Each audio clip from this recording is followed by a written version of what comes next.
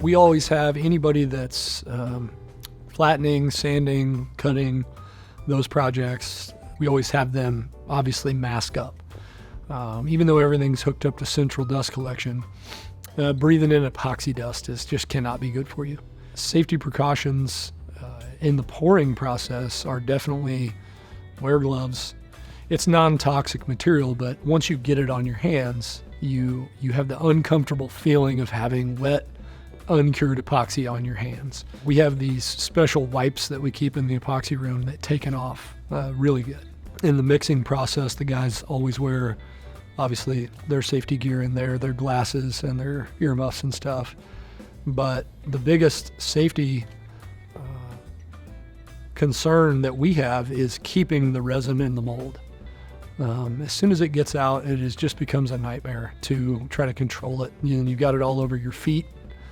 You're tracking it all over the place. It's not much of a health concern so much as it is a cleanliness concern.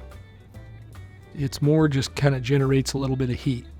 Now, once it's cured and we're machining those pieces, that dry particulate is really the only concern that we have. So again, those guys, when they're working with solid wood projects, there's not much of that comes out. The dust collector manages to trap the majority of that and get rid of it.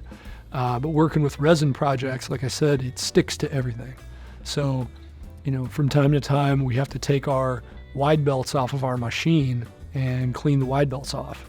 We have to make sure that the teeth on the wood whiz isn't getting totally packed with processed epoxy, and our crosscut saw, when we're trimming it, we have to make sure that it doesn't gum up, and it does. So those guys are wearing their masks, their dust masks, every time they're doing that. They're respirators.